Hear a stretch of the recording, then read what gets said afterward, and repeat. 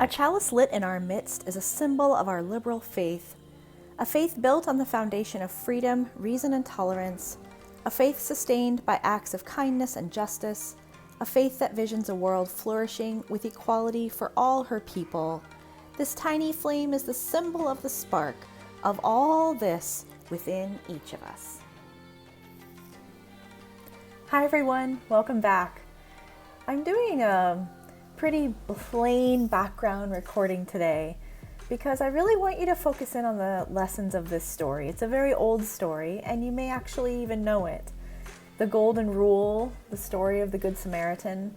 It's one of the most famous Christian stories, but I'd like to share it with you today and to have you think about what might you do if you came across someone that needed help, or especially if you didn't know them, or as in the story that we're going to listen to, someone that you're supposed to maybe not like, or someone that you're supposed to be an enemy with. So let's hear this story. One day, a lawyer came to Jesus and asked what he needed to do to live forever, or to get into heaven, or to become enlightened. Jesus asked him what the law of the 10 Commandments had said. The lawyer answered, "You shall love God with all your heart and with all your soul and with all your strength, and love your neighbor as you love yourself." "Right," said Jesus. Then the lawyer asked, "But teacher, who is my neighbor? In other words, who do I have to treat lovingly?"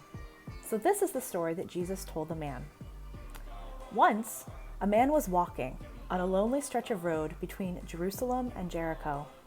Suddenly, a gang of thieves jumped out from the side of the road and surrounded him. "Give us your money," they demanded. "I need my money," he cried.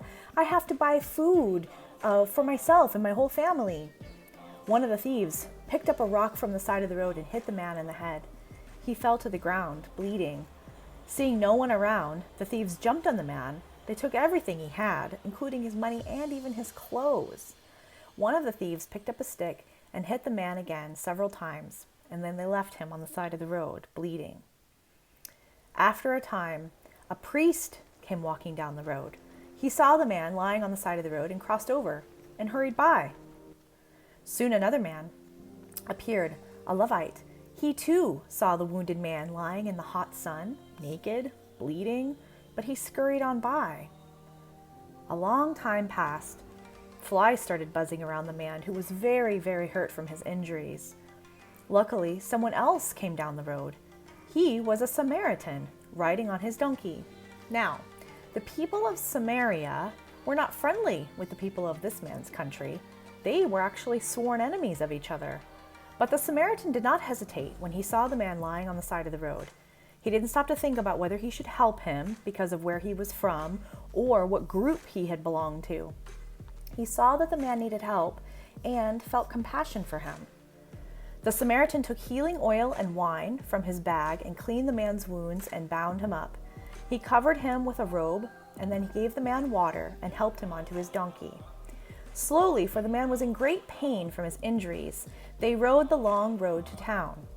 There, the Samaritan found an inn, and he asked the innkeeper to give him what was necessary to make the man feel comfortable. The next day, the Samaritan returned to pay the innkeeper for keeping him there and to help him nurse back to health until he could be on his own again.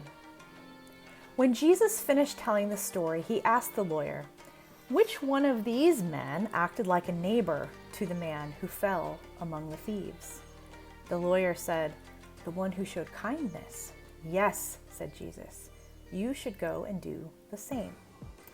That is from the Hebrew scripture Leviticus 19:18 and also the Christian scripture Luke chapter 10, verses 25 through 37.